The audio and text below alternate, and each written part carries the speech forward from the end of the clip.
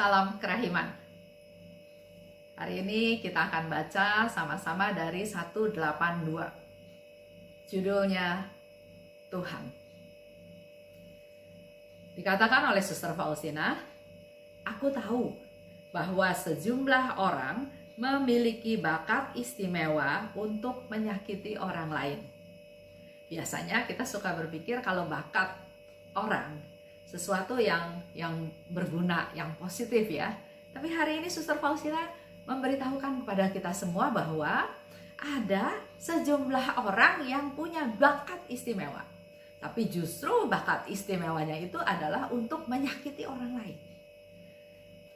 Kalau Bapak Ibu bertemu dengan orang-orang seperti itu di lingkungan kita, di paroki mungkin, atau di tempat pekerjaan atau dimanapun, terimalah itu dengan sesuatu yang wajar.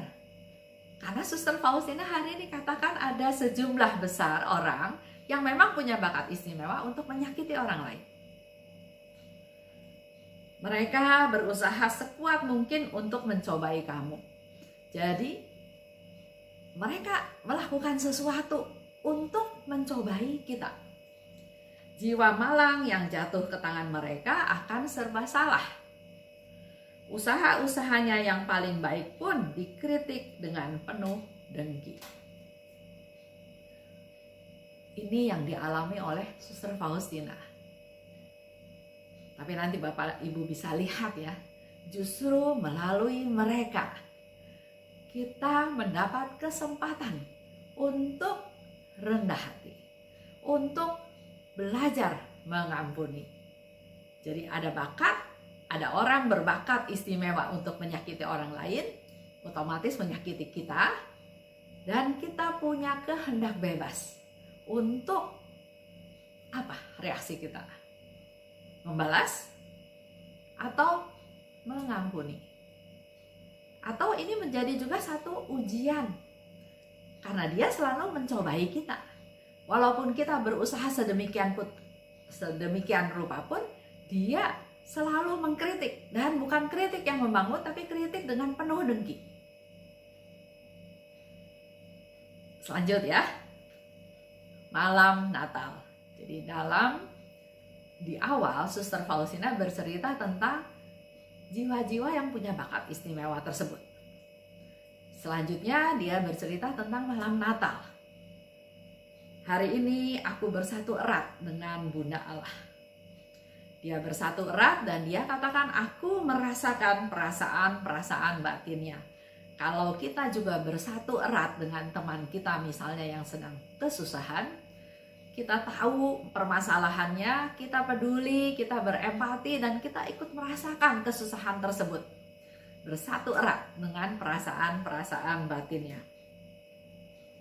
Di dalam misa malam bernama Pasterka, yaitu misa para gembala, aku melihat kanak-kanak Yesus di dalam hosti, dan rohku terbenam di dalam dia.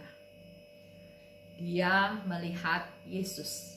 Dalam perayaan Ekaristi, sering juga ya, Suster Faustina bercerita dia melihat Yesus dalam hosti, dalam rupa gambar kerahiman Tuhan, di mana dari hati Yesus mengeluarkan 2 sinar. Juga pernah dia melihat Yesus yang menderita, juga melihat Yesus yang dibopong oleh Bunda Maria. Tapi malam Natal ini dia melihat Yesus dalam rupa kanak-kanak Yesus. Bukan itu saja, rupa kanak-kanak Yesus itu ada di dalam hosti kecil. Kita menjadi sadar, menjadi kembali diingatkan bahwa kalau kita ikut perayaan Ekaristi, kita menyambut komuni, kita menyambut hosti kudus, kita menyambut Tuhan. Karena itulah tubuh Tuhan yang dikorbankan untuk kita. Meskipun ia itu anak kecil, keagungannya meresapi jiwaku. Aku sungguh diresapi oleh misteri ini. Inilah perendahan diri yang luar biasa dari pihak Allah.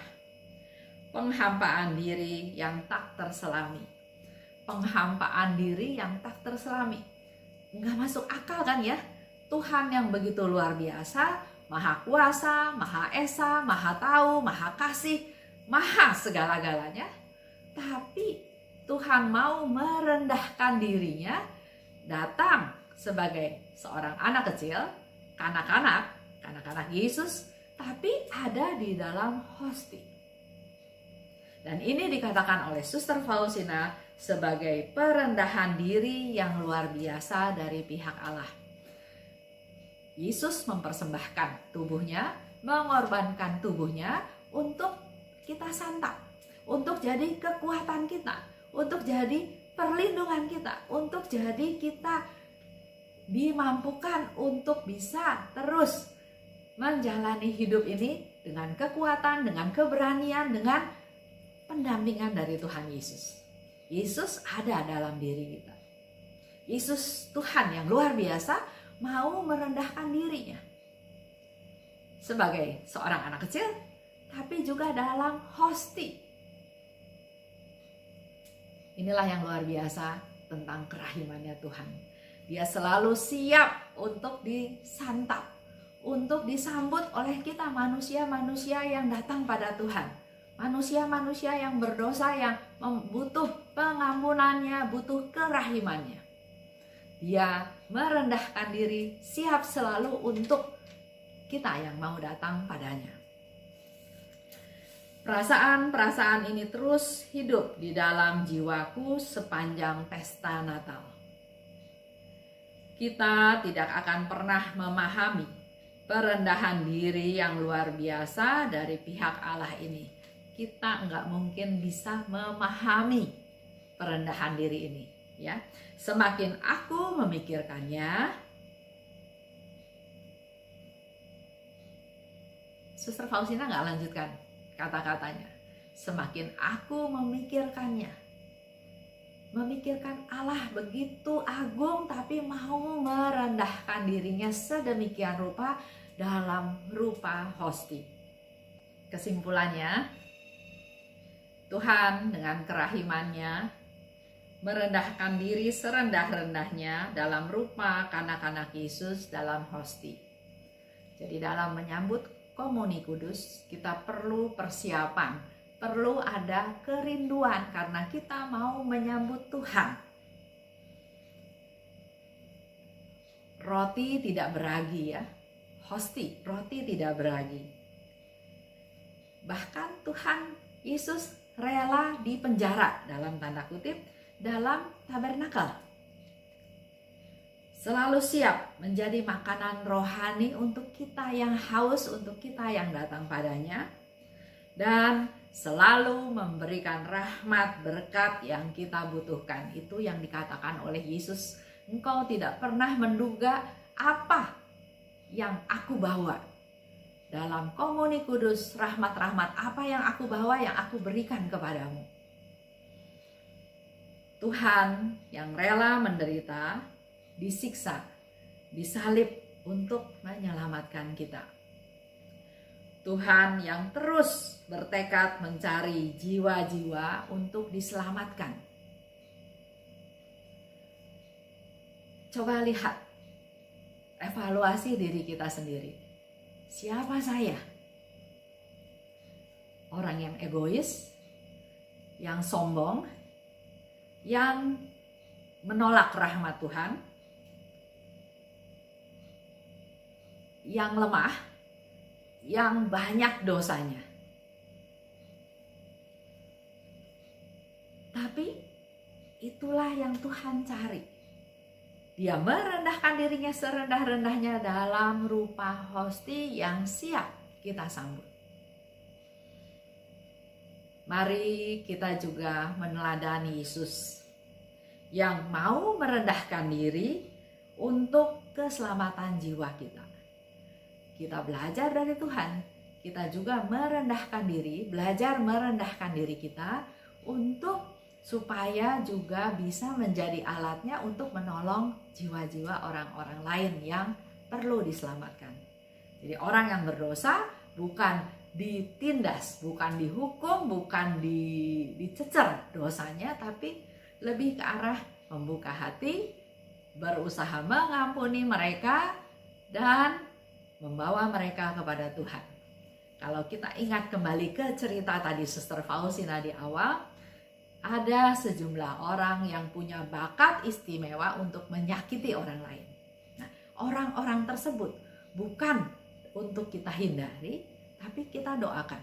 Karena secara tidak langsung sebetulnya orang-orang itu yang berusaha mencobai kita, berusaha mengkritik kita dengan penuh dengki, tapi justru dengan mereka dalam tanda kutip, kita menjadi punya pagar, punya koridor untuk selalu berada di jalannya Tuhan, untuk tidak salah jalan. Jadi secara positif kita dalam tanda kutip bisa berterima kasih pada mereka juga. Jangan jadi orang yang punya bakat istimewa untuk menyakiti orang lain. Tapi kalau kita ada di situasi serba salah, dikritik dengan penuh dengki, belajar menerima. Itulah salah satu cara belajar untuk rendah hati. Terima kasih. Salam kerahiman.